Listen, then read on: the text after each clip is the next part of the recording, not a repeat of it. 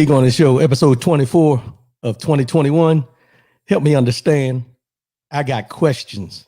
Equal opportunity, stop procrastinating, and the mind, body, and soul segment. It's Saturday morning, y'all. Y'all ready?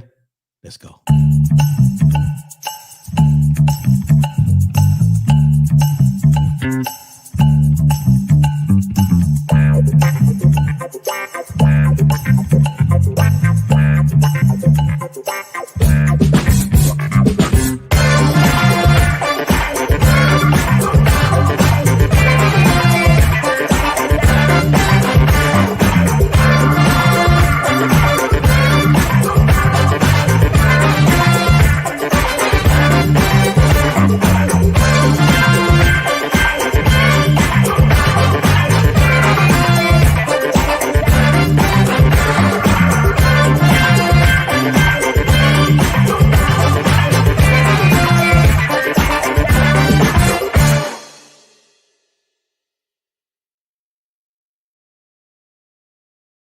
Good morning, good morning, good morning. Welcome to Speak On It. I'm your boy, R.W. Coolins. First and foremost, giving honor to God who allows me to come at you in this manner on a weekly basis. What's going on, my people? What's going on, my people? It's good to be back. It's good to be back. Had to take a little hiatus, had some things going on. Good morning, my brother. Good morning, Josh Boyd. Appreciate the support, my brother. Good morning, Miss Michelle Jones-Austin. Lady Michelle, good morning. Good morning. Appreciate the support. Kathy Akins, good morning. Listening while in the gym. Get that workout in, girl. Get that workout in. Get off them pandemic pounds, as I like to say. Do your thing. Do your thing. Judy Mills, good morning. Good morning. Good morning. Appreciate the support, my sister. And Brian Hoodie, good morning. Good morning. Appreciate the support. Man, it's an early morning. And y'all up with me. I appreciate you. I appreciate you. I appreciate you. Let's get these formalities out the way so we can go and get into what we're doing. rwcoolins.com. That's the website. You can go there, get all the information, all the links. You can get all the links to all the social media platforms through the website. We're broadcasting live on YouTube and Facebook this morning. You can go back down and you can go back after the show, download the audio on Spreaker.com or Apple iTunes. Just search R.W. Coolins. That's where you can find all the information, all the shows. We're doing our thing here. We're doing our thing. Subscribe, pass it on to other folks, share it, do what you do, like you do with all the other things. Do it with this show as well. All right. 844-904-2665. 844-904-2665. That's the phone and call in number. Call in. No matter what the situation is, let your voice be heard. If you got something to say, all we ask you, say what you mean what you say.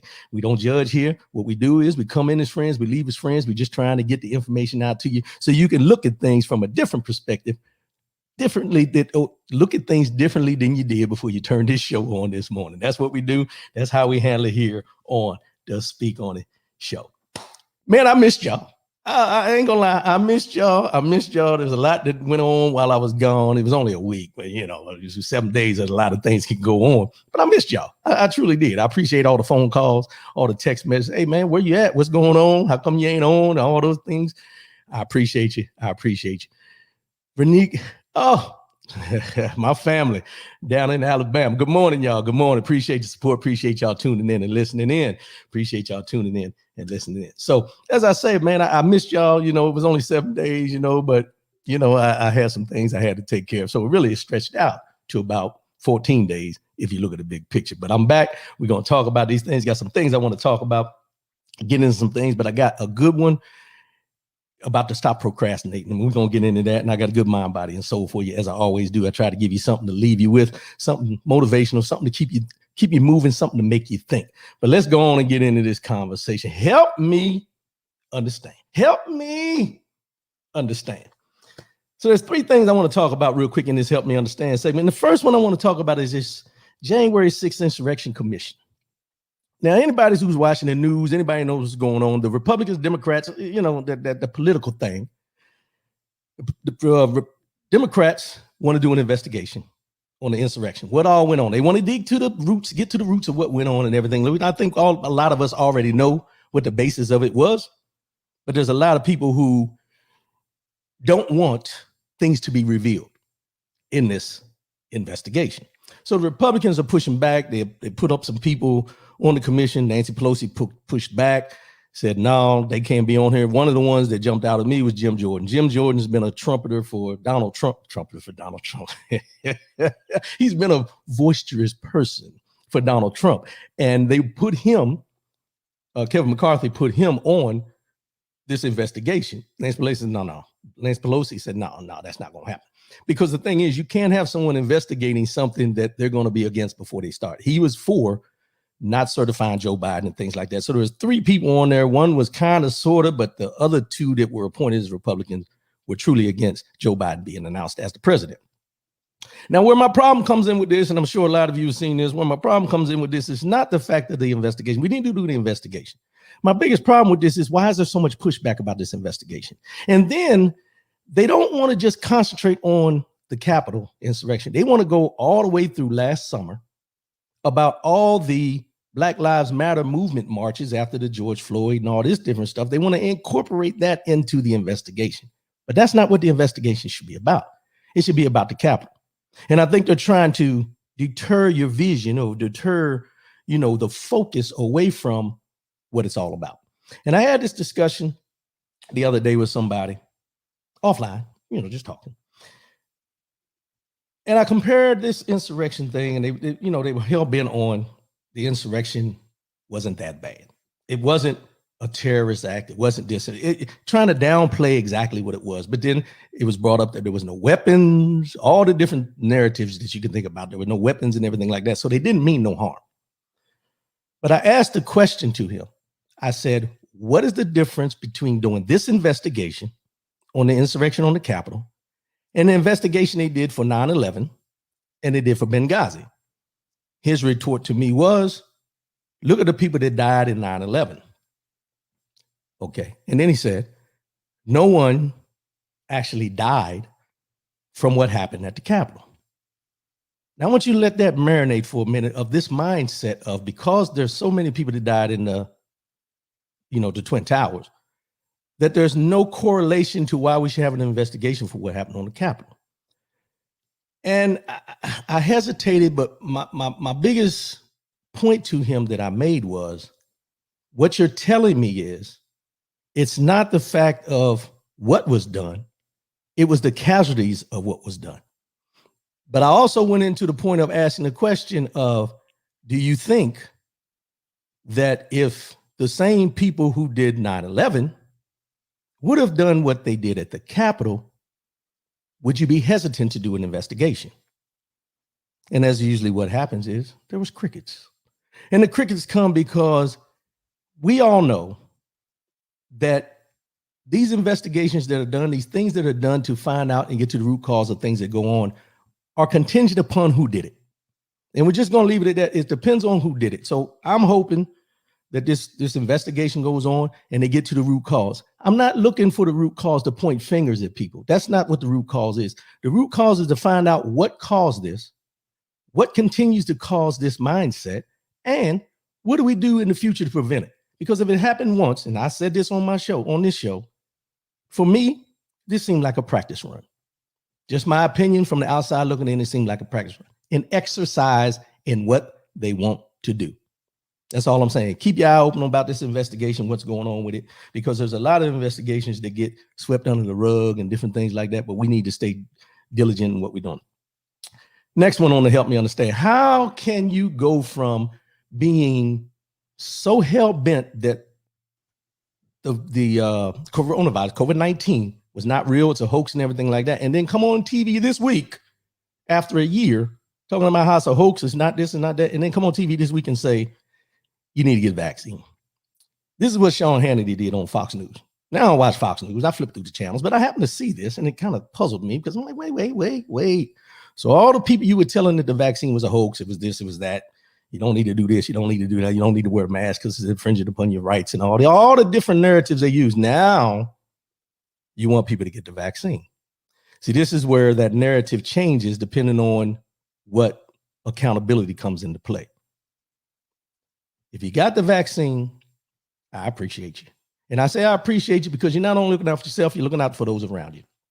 If you haven't gotten a vaccine, please do your research and find out. And don't give me all this stuff about, I didn't get the vaccine because I don't trust the government. I don't trust, Do your research and stop watching TikTok and Facebook and all these other things and do the research yourself.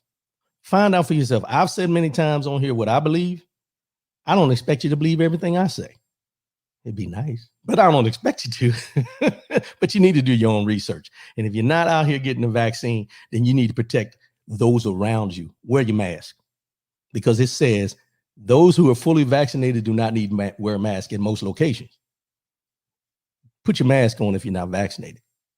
Be truthful about who you are and what's going on. Josh Boyd, I'll agree. Trial test run. That's exactly what it was to me, bro. I appreciate it. And my thing is, a lot of people don't see it that way, but for me, I think, and I'll put this in addition to that, the trial test run was also what was going on in Michigan for the Capitol. Just all that stuff they were doing up in Michigan when they, were trying to take over. They were out there with guns on the Capitol grounds of Michigan and all that kind of stuff, trying to kidnap Governor Whitmer, all that kind of stuff. And then let me back up for a minute because I know I went into something else, but also in this conversation I was having with this person, we talked about they had no intent on harming anybody. And I said, wait a minute. How soon we forget that these people were walking through the Capitol searching for Nancy Pelosi, planning to, quote unquote, put her head on a pike. But they meant no harm. See the difference there? But they got in the uproar when the Black Lives Matter movements were going on this summer, and then some people, infiltrated people, decided to break into Targets and stores and loot and burn and all that kind of stuff. But they're in an uproar about that, but nobody seems to have a problem with what happened at the Capitol. I'm trying to understand. And then my last part of this help me understand is the damn NFL. The NFL, I I don't watch football like that, so I really can talk about this because I'm not one of them diehard people that go and watch the games and everything like that. But what throws me is if everybody's seen this week, they announced that before every game this year, they will be singing "Lift Every Voice," which is considered the Black national anthem. I talked about this about 2 weeks ago about the Black national anthem, and people were in an uproar when Vanessa Williams sang it for the 4th of July, and now the NFL is saying they're going to sing it, have it sung or played before the start of every NFL game. Last year, they did it beginning of week 1 for all the games. This year, they're doing it for every game. My issue with this is if you can play the Black national anthem per se, lift every voice before every NFL game, when are we going to come to the final resolution for what Colin Kaepernick was taking the knee for? When are we going to get here? When are they going to expose to us exactly what it was all about and what they did and how they blackballed him? When is all that going to come out? Because you haven't heard anything about it, kind of swept under the rug. And then, it got Jay-Z that's supposed to be in charge of entertainment and everything like that. Maybe he's the one that put this in there, but it's kind of, those, I don't even know how to pronounce, but put it in the words, but to play Lift Every Voice, I get it, but I don't get it. We'll see how this works out because already there are people in uproar because this is going to be played in the beginning of a football game that they want for entertainment. They say football is to be watched for entertainment, not for a political statement. That's what people are saying. That's what they're saying. That's the way it goes. So we'll see how this turns out.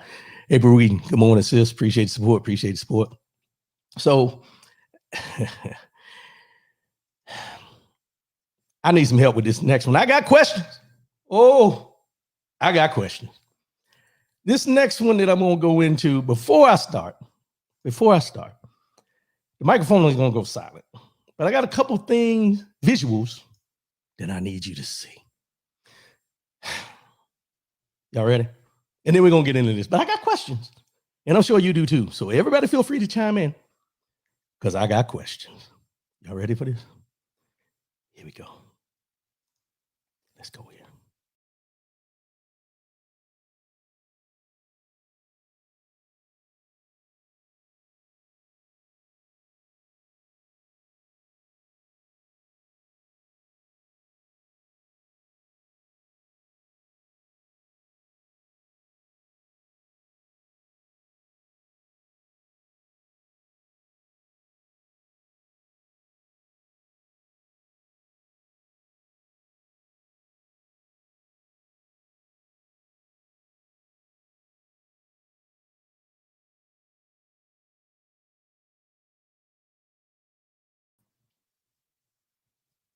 I got questions. Many, many questions. But I'm going to go to the comments first. Jacqueline D. Barnett, good morning. Good morning, sis. How you appreciate it? What's up, classmate? Kathy Eggins, unacceptable.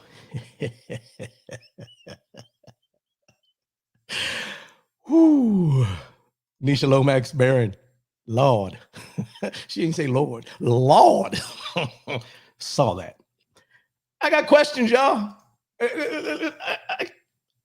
I got answers, but I also got questions. I got hotmess.com. Terrence Collins, you got questions too? I'm laughing, but I'm angry at the same time. I got questions, I got concerns, I got issues with this. Now let me read what goes along with those pictures. It says, this was all over the internet, Facebook, Twitter, TikTok, everything. And the phrase, the caption that went along with those pictures said 1842. Days passed and everything changed.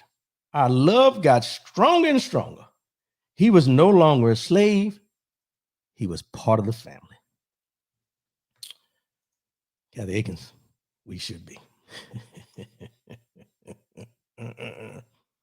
And someone said, now this was considered a slavery-themed wedding proposal announcement, per se. Kathy Akins, not a wedding I would attend. You know, I'm gonna say this. I'm embarrassed to have to even put these pictures, but I put it up because I think everyone needs to see it from a different perspective, because that's what I do. That's what I do. I give you from a different perspective. It's not something that I want, you know, everybody. This is what we need to discuss today. We're gonna start off with that. But this was a slavery-themed wedding announcement. And these two people chose, listen to what I said, these two people chose to make their wedding announcement as an interracial couple based on slavery.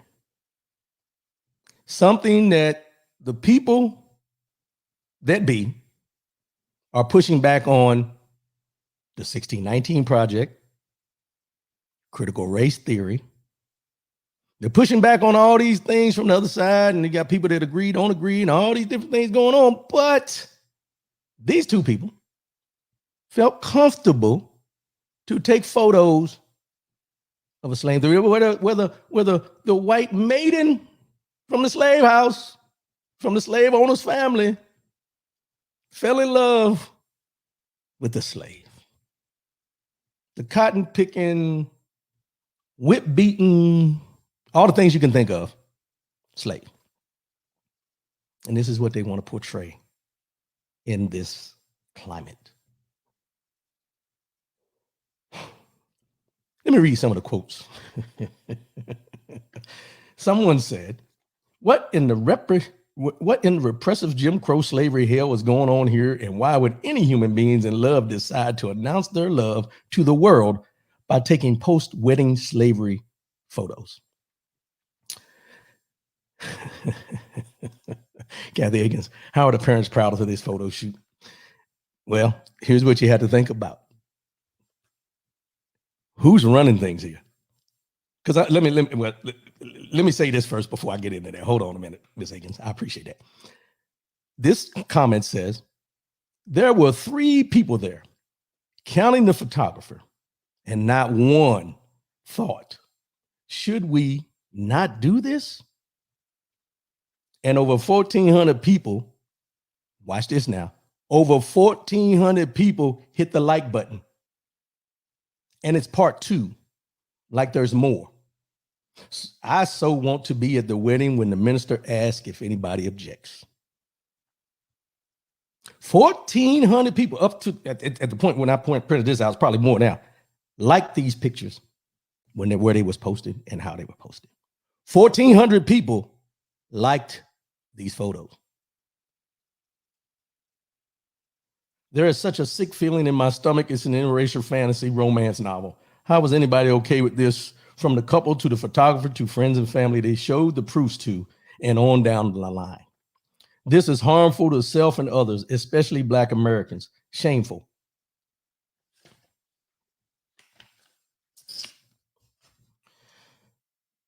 As I always say, and y'all gonna get tired of hearing me say it, but I'm gonna continue to say it.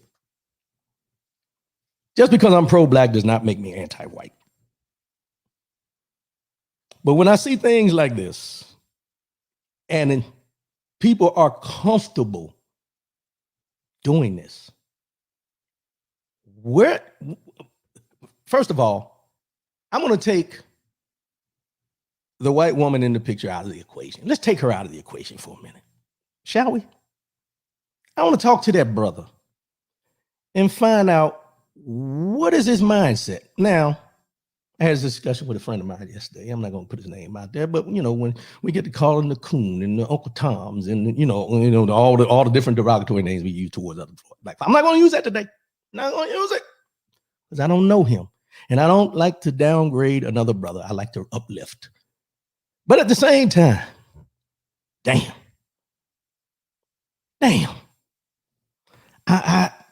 Let me go to a comment. Nisha Lomax Barron. I'll take youthful, ignorant naivete personified for 1,000, Alex. I appreciate that laugh this one. That's a good one. For 1,000. Youthful, ignorant naivete personified for 1,000. Kathy Higgins, yes, comfortable. What? Exactly. Jack William Diggs Barnett. Exactly. What was he thinking? I got to stutter. That's my question. Because here's the thing. I'm not sure, because I don't know him. So I'm going to say it this way. I'm not sure that he thought this through. And I'm going to give him the benefit of the doubt to say he's love struck. I'm lying. I don't know what this fool was thinking, because here's the thing. Any of his family members who've seen this, any of his friends who've seen this after the fact, or he talked to before the fact, they need to be held accountable as well. If they allowed him to go forward, not just telling him, man, I wouldn't do that. Tying him up and don't let him go. He was shackled in the damn picture, so he can't be offended if they would have tied him up. He had shackles on his hands. There was a picture where she was unlocking the shackles.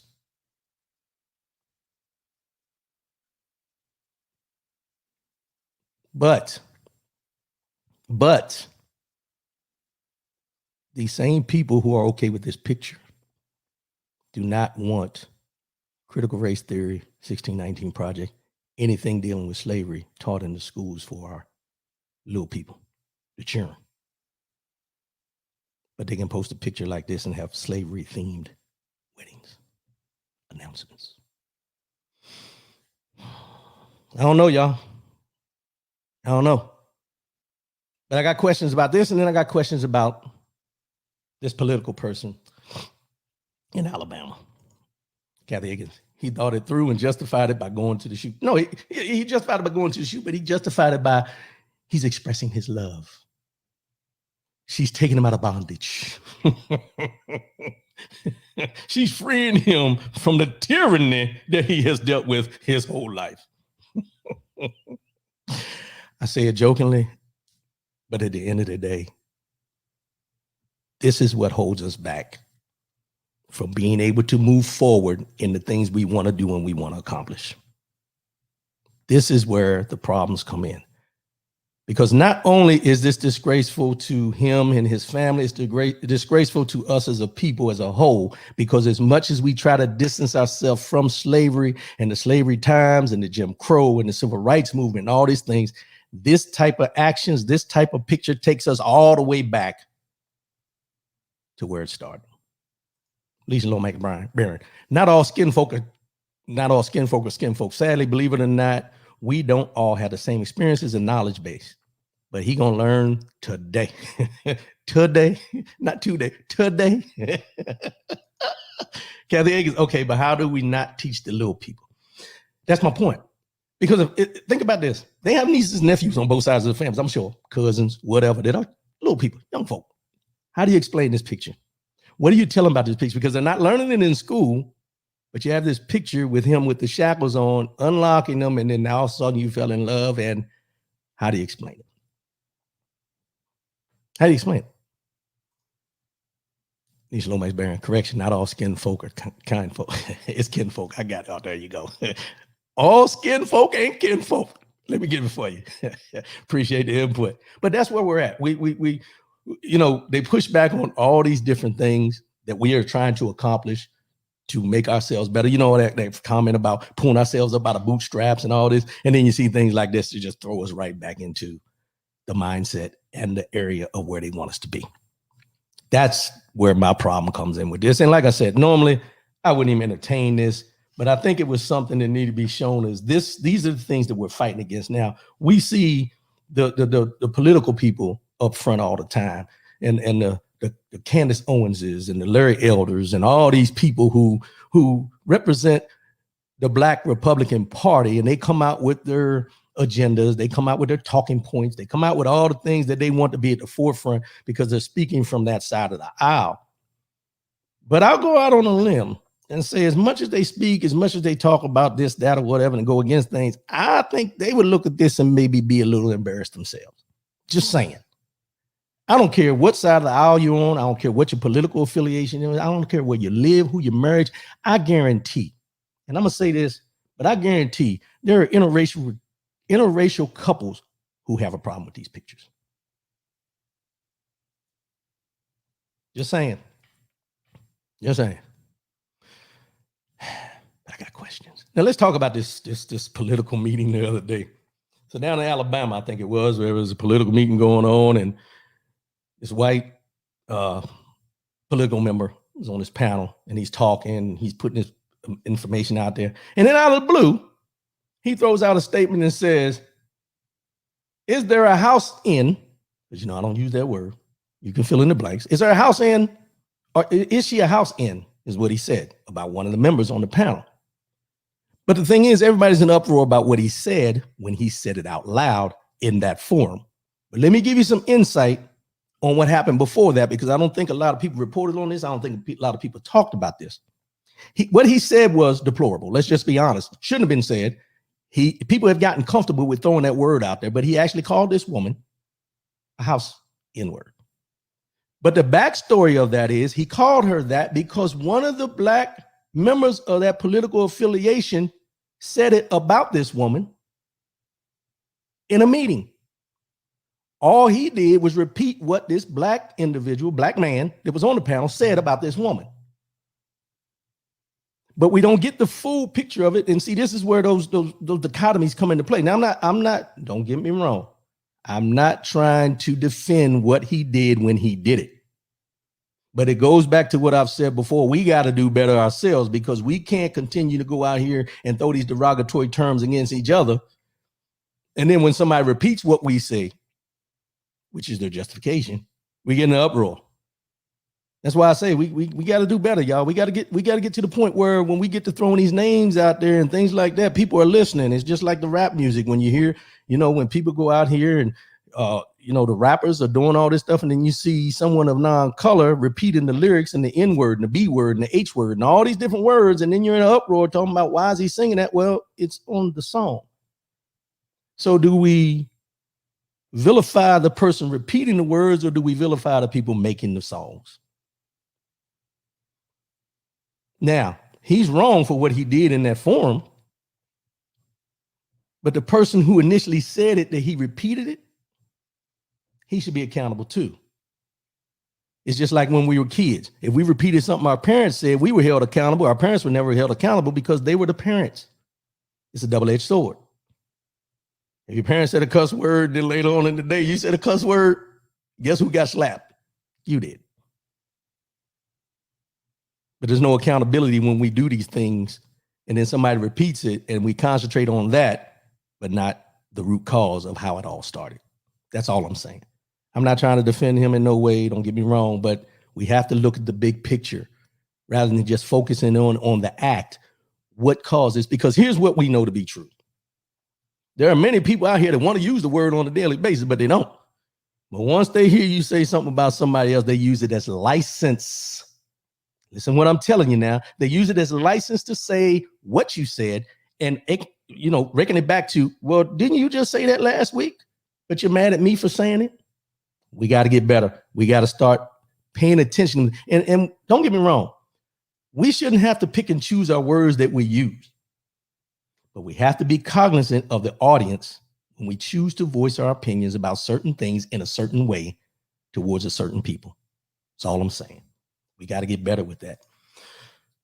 Nisha Lomax Barron. Exactly. I live where white children are referring to each other as Nick. My son was okay with it.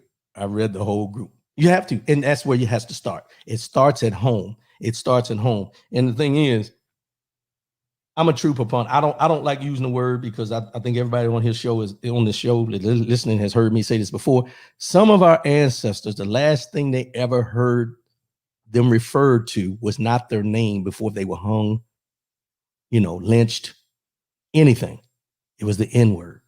But we still choose to use it so freely and so frequently, like a term of endearment. There's nothing about the negativity of that word that you can tell me you can now change and take control back and call it a term of endearment. I have a problem with that. And I always will have a problem with that. But some people are comfortable with that. Just like the B word. We got to get better with that. You got women that call other women this, but then when a man calls it that, it's derogatory. But then you have, and I want to call them out, the LGBTQ community that feels freely to call each other. They get into flamboyancy doing all this and using the B word, and everybody laughs about it because of the presentation. It's about the presentation of who it's coming from. There's no vitriol associated with it. It's a term of endearment. No, it's not. See, we try to change the narrative to fit what we want it to be at the time we want it to fit our narrative. And then when it comes back to bite us in the ass, we get in an uproar. I could talk about this all day, but we're going to move on to the next one now. I got questions, though. I got questions. And notice that they never came out and said who they were. It was posted by somebody anonymously, all those things. Nobody knows who they are. Nobody knows if it's real or not. Just the concept alone, whether it was a true wedding proposal or not, the concept alone is disrespectful. Equal opportunity. Ladies and gentlemen, if you have children, grandchildren, who are females, you better get ready. You better get ready because this is something that they're talking about doing that's going to change some things. Jackie Banks, good morning. Appreciate the support. This is going to change some things. The Reed legislation is part of a massive defense policy measure known as the National Defense Authorization Act, a highly popular piece of legislation giving raises to U.S. troops, funding many new military systems, weapon upgrades, and more. It is considered must-pass legislation, and it is expected that the new selective service requirement, watch this, for women will remain in place. This is in this the re-legislation came up and said that women, young women, are now going to be required to do selective service like young men had to do when they turned 18. Women are going to have to, young ladies are going to have to sign up like the young men do right before they turn 18 for selective service in case there's ever a draft. Equal opportunity is what I call it, but you better be preparing yourself. This leads into a lot of things where, and not to make it a bad thing, but when you start talking about equal rights and equal protections in the law and different things like this and women's rights and all this, this is the counter to what you've been asking for. I'm not saying that in a negative way. I'm just saying when these politicians decide that they're tired of hearing certain things, they make certain legislation. In reviewing the question of whether selective service registration should include women, the commission seriously considered a wide range of deeply felt moral, legal, and practical arguments and explored the available empirical evidence. The commission concluded that the time is right to extend selective service system registration to include men and women between the ages of 18 and 26. This is a necessary and fair step, making it possible to draw on the talent of a unified nation in a time of national emergency.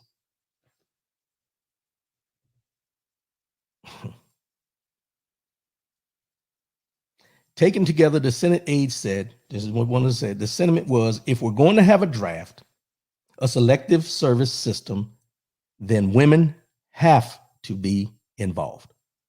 The recognition is that we're probably not going to have a military draft, but if we do, then we recognize that you can't fight with one hand tied behind your back. Back in 2016, when the initial idea was being seriously considered, all 4 service chiefs testified in favor of adding women to selective service. Congress for years has shot down the idea of mandatory registration for women, but times are changing. The NDAA, with the requirement in it, passed the Senate Armed Services Committee 23-2 this week. If the legislation survives, the measure would go into effect 1 year after enactment of the new law. Daughters, granddaughters, things are changing. Things are changing. Come on, OT. Appreciate the support, bro. Appreciate the support. Things are changing. So what they're doing is they're concentrating on women now being in the selective service. That means you have to sign up. Only if there's a draft will you actually have to do service. Now, I had this discussion with people before about service and whether it should be mandatory and different things like that. And my only thought was, if you are not a citizen per se, say the people that are trying to come here for the freedom from their other country and everything like that, I've always been in the mindset that they should have to serve at least one term in the military. To serve the country in some status in the military to become a citizen. When they become of age, if they come as children, when they come of age, they need to serve a term in the service. And that's not as a punishment. It's a term of showing them what the responsibilities are. Is a volunteer force, which is what we try to keep it. But if you want to become a citizen and you're not an actual citizen born here, what is the harm in you doing service commitment time for 4 years or so and then becoming a citizen after? You have some that have that pathway. I know the Philippines had it, with a lot of them went in the Navy. You had some other countries that are our allies have the same opportunities. I think they try to cut that back a little bit, but it's always been there for certain countries. Why shouldn't it be across the board? Because then you get away from the fact of having to have a draft because you have so many people that are trying to come here. And mind you, if they're coming here in the right way, registering, doing what they need to do, what is the harm? No harm, no foul. You might find out that the people that have to serve that time become military members and become very successful at being military members while they're in there, but you never know unless you give it a try.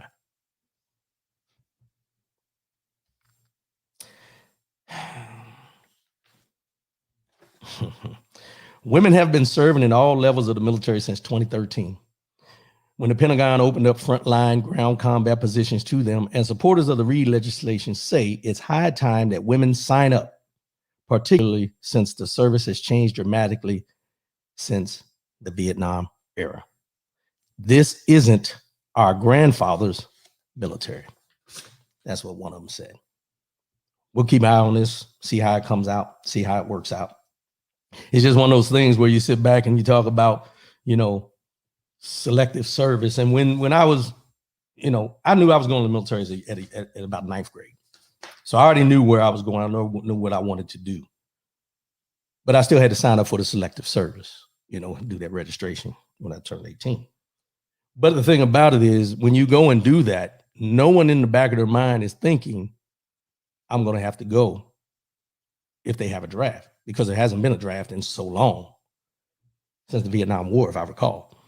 So a lot of people get comfortable with doing that, and it's just a process. So I don't say that to scare anybody, but it's a process that you have to go through in case these things happen.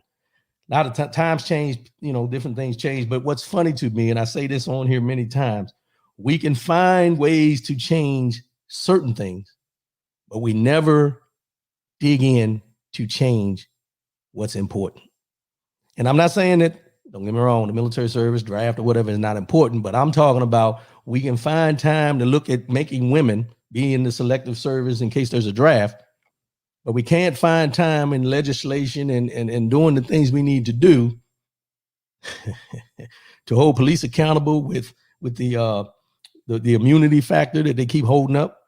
They haven't passed the John Lewis Voting Rights Act yet. All these things that they're trying to minimize, but they're concentrating on things like this. As they always say, you always find time for what's important to you.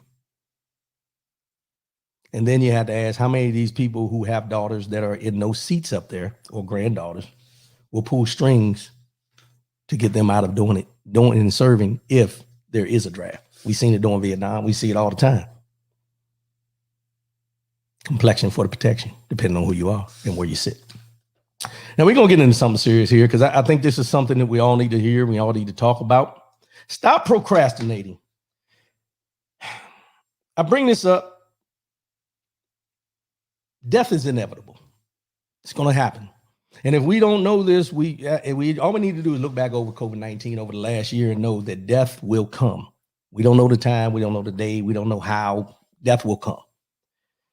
But one of the things we don't concentrate on is we don't really pay attention to the fact that it's going to come because we think we're going to live forever, which is a good thing. Don't get me wrong.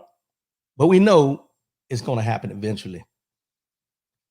When I say stop procrastinating, I'm talking about getting your affairs in order.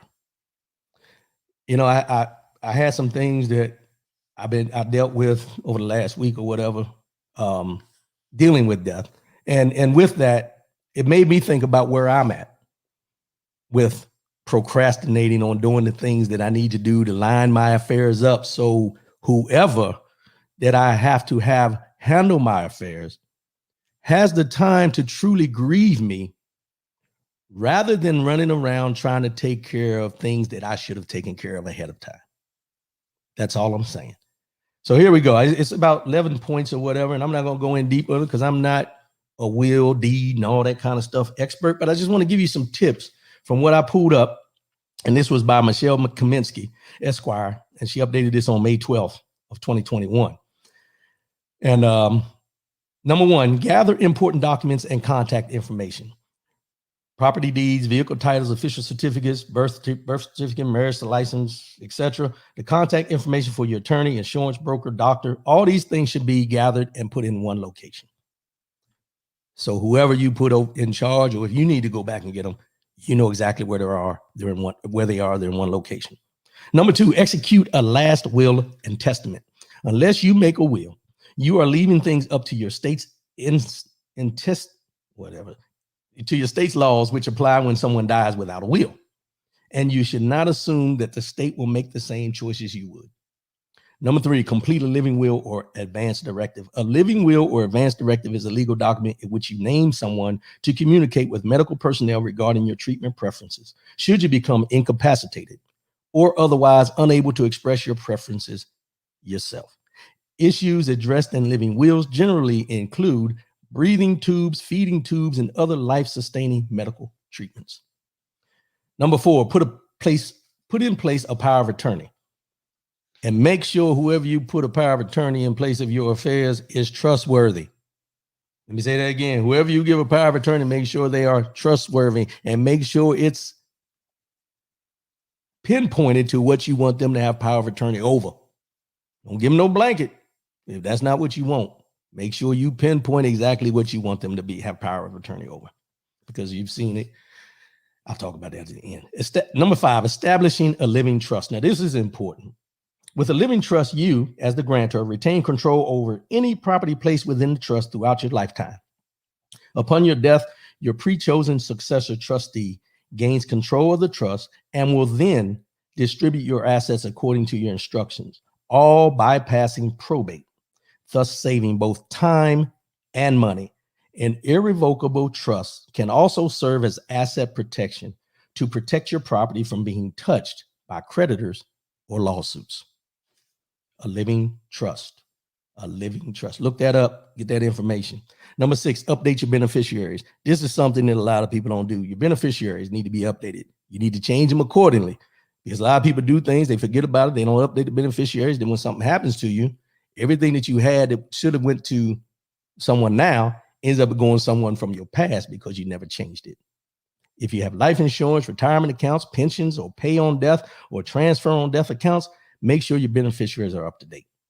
As these accounts transfer according to the beneficiary designations, your last will does not control them. Your last will does not control them. Update your beneficiaries on your insurance policies and things like that. Number 7, secure your digital assets. Now, this jumped out at me. Along with online bank, investment, and shopping accounts, many people also have social media accounts that need handling upon the death of the owner. Facebook, for instance, has a special section in which you can select someone to take over your account upon your passing. But you should also think about what you want to happen with websites, blogs, or any other online activities in which you participate. Seems very simple, but these are some of the things that we need to pay attention to and we need to get into, because, as I said, if COVID-19 and the amount of deaths didn't open our eyes to the things we need to do, preparation is one of the biggest things we have to do. Stop procrastinating. Stop putting it off. OT, just did it Thursday. That's what you have to do, bro. Stay on it. Number 8, plan final arrangements. This is something nobody wants to talk about. Your plot, funeral arrangements. You know, this is something that I thought about, and it sounds funny, but it's not. You've seen on movies where rich folk, and they're always portrayed as rich folk, have a full timeline on what they want to happen once they die. I want this person to speak. I don't want this person. I want these songs sang. I want all this. It's kind of like planning your own, and I hate to put it in this perspective, but it's like if you were planning your own party or your celebration for your retirement, and people ask you, what do you want? My biggest thing is to open your eyes on this is, why do we feel so comfortable, or why are we so uncomfortable talking about death and preparing what we want at that time compared to preparing a party for our 50th, 75th, 76th, 80th birthday, or any of those type things? Because we don't talk about death because it seems so gloomy. But what we always hear is death is supposed to be a celebration of life. It's supposed to be a celebration of your life. So if people are going to celebrate your life, why shouldn't you be the one to integrate what you want in the ceremony to celebrate your life? Think of it in that manner, and the perspectives will change. Your mindset will change. You'll start looking at things differently. Just a thought. Number 9, make copies and store your documents. Goes back to the first part where you got to have everything in one place. Talk with your loved ones. This is what I'm talking about. Talking with your loved ones about your wishes is priceless. The clearer they are on what you want, the more likely it is that your wishes will be followed. And the fewer problems they will have, as they won't have to guess your intentions. This talk doesn't have to be all grim and dire. However, you can also take this opportunity to talk to them about your life and memories, and even pass along cherished photographs and stories.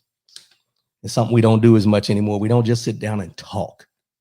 We don't just talk about our past and our present and the funny things that happen in our lives and our journey, as we say, where you've been, where you're at, where you're going. We don't talk about these things with one another, only in certain situations.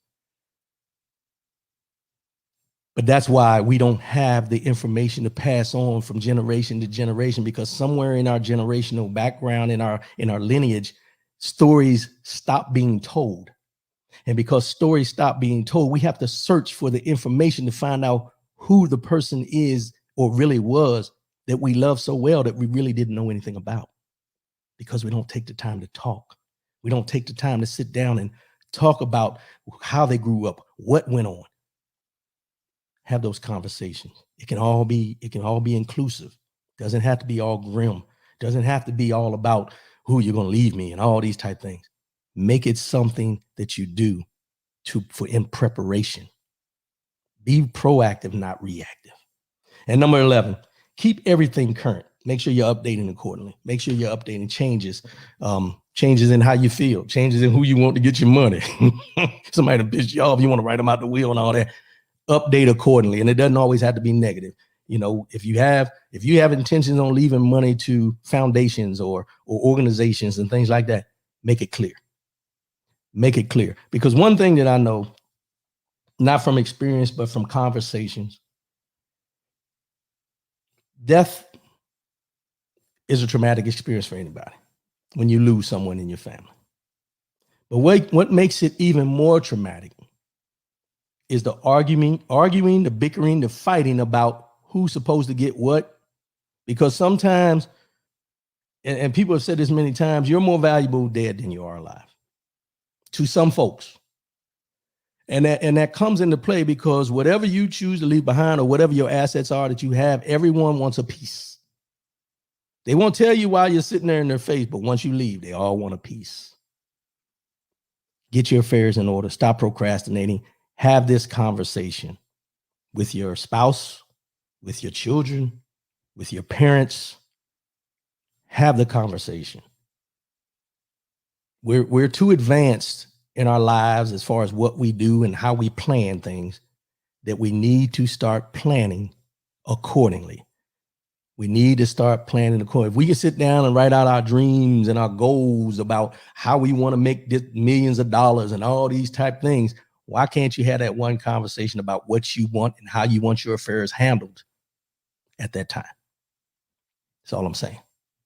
Maurice Big Fall, straight facts, bro. Just putting it out there, man. I think everybody needs to hear that. I think it's something that we don't discuss enough. And I think it's something that this is where a lot of families, if you really think about it, a lot of families are more torn during someone's death than they are on an everyday basis. Because in death, we find out who was there for who, as far as the visuals, what people see, what they assume, what they think. And a lot of times, if you're the executor of someone's, I laugh, but I'm sorry. But if you're the executor of someone's last will and testament or their estate or anything like that, understand that you have a target on your back, not because of what you may do to benefit you, but because you have the power to execute whatever the will is of the person that passed away. The people around you, they love you to death until you have to execute what the person wants done. But if you have the conversation ahead of time with all the people involved about what your will is, what you want done once you leave here, it minimizes all that. And it maximizes the fact that they're going to celebrate your life rather than argue about your assets. Just putting it out there. We got to get better at that, especially in our community. Mind, body, and soul. Let's get into this mind, body, and soul. This goes along with the stop procrastinating. This year, 2021, taking it one day at a time, taking care of one another, helping one another, loving yourself, self-care. But this feeds into the stop procrastinating. And it's an anonymous quote, but it's something I think that we do, but we don't do enough, and we don't do in depth. So let me give it to you. Here we go. Mind, body, and soul. Present your family and friends with their eulogies now. They won't be able to hear how much you love them and appreciate them from inside the coffin. Let me say that one more time. Present your family and friends with their eulogies now.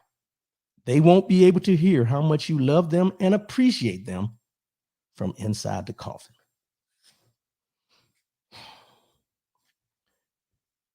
Give folks their flowers while they're here. That's what we always hear. That's what we always say. Give folks their flowers, but do we really? Because we can tell people how much we appreciate them one day and then talk behind their back the next. We're all guilty of it. Just to be honest about it. Don't act like I'm the only one who has an opinion about somebody one day, but we totally love them the next day. The love is not lost. It's just a different opinion on a different day. But I think what we got to get better at is letting people know on a consistent basis how much we truly appreciate them, how much of an impact they have in our lives, what they do to enhance our lives. Because we're quick to tell somebody when they do something wrong to us, but we're hesitant to tell them how much we love them. As I've gotten older and I got all these friends that I was in the military with, and it out of the blue one day, I can't go back to the exact day, but out of the blue one day, it seemed that all of us got to a point in our lives where we let each other know that we loved each other. I don't know when the switch flipped. I mean, when the switch flipped. I don't know when it happened, but the conversations now are normal conversations. At the end of these conversations, we all find time in there to say, I love you, my brother. That's growth. That's evolution. That's appreciating the people that are in your life for being in your life today. We got to get better with that. You know, there's always been this taboo about men showing their affection and showing their love for one another, expressing how you truly feel, letting the brother know that you're beside. Hey, man, I appreciate you, bro. Every day, not just today, but every day. I appreciate you, how you've been in my life. I've appreciated things you've done for me. And women are guilty of it as well. Women aren't as hesitant to express how they truly feel. But as men, we're kind of hesitant. But one day, out of the blue, it just started happening. Just like I tell you guys every time when I get off the show, I love y'all. Because everybody listening to this show, one way or another, has impacted my life to make me who I am and who I am still trying to become. And because of that, I can only have love for you. I have love for the people who can't stand me. Because if you're going to live a Christian life, as they say, you have to love your enemies as well as your loved ones and those who love you back. It's not being hypocritical. It's just being real with yourself. That even in times of knowing that these people look you in your face and then talk behind your back, you can still have love for them. You may not love what they do, and you may not love how they represent themselves about you, but you can still love them through all that. We got to get better. We got to start doing things of ourselves to let people know while they're here how much we love them, how much we appreciate them, how they've impacted our lives. We have elders that leave us on a consistent basis now. During the pandemic, we had people who left here just because of a pandemic. They got sick and they went in the hospital and they weren't able to get visitors or anything like that. And that the people you see on TV, and I don't want to bring up anybody's past or whatever went on with you during this pandemic if you lost someone, but I'm just bringing this for a point. You have some people who weren't able to say, and they say it on the interviews and they talk about it, I wasn't able to say goodbye. But was it about saying goodbye or giving them their flowers? Letting them know how much you love them and appreciate them more than just saying goodbye. There's a thin line between those two. But my thought on this is this. If you tell people and you find the time to let people know on a consistent basis how you feel about them, how you love them, how you appreciate them, goodbye is not necessary because they already know. And to say goodbye is too much finalization. We see people say, I'll see you later on the other side. When people give you eulogies at a funeral, we listen, we laugh, we applaud the life of the person that we're there to celebrate. Why do we have to wait to that point? In a eulogy, when they can't hear what you're saying, to let them truly know how much you love them, appreciate them, and what they've done for you on a consistent basis. Because if the mind is able to capture that at the time when they're able to function, when it comes time for you to leave this body, you will leave this body knowing that you impacted someone, that you were loved, and you loved back. Give the people their eulogies while they're here and they can hear you. Stop being hesitant and worrying about looking soft or someone judging you. And I love y'all. It's that simple. And don't say it just to say it. Say it because you mean it from your heart. Because I guarantee those people that are in your lives are there for a reason, as we always say. And they know you love them because of your actions. But sometimes they need to hear that you love them from your mouth. Let's go ahead and wrap this thing up today. I appreciate everybody tuning in. We're doing our thing, y'all. We'll be back again next week. Same bat time, same bat channel, 10 a.m. Eastern, 7 a.m. Pacific. I'm still working on some guests coming on. I had a hiatus in there, but I'm working on that. Also, still trying to get some things together for my conversations with Coolins, the Just Coolins podcast. We're working on that. I got some things I need to finalize with that, but we should have something coming up here shortly. Hey, just hang in there, man. We're going to keep giving you information. Hopefully, if you didn't get anything from this show today, right now, hopefully you can, in retrospective, think about everything we talked about during this show and look at it not from the way I see it, but from the way you looked at it before you tuned in. Maybe something I said made you look at it differently, not to change your mind, but to give you a different perspective on how to look at it. I appreciate y'all. I love y'all. And again, as I always say before I sign off, love yourself, love one another, keep your head up, and most definitely, keep your faith in God. I'm your boy, R.W. Coolins. I love y'all, and I'll see y'all again next week. Holla at me. Peace.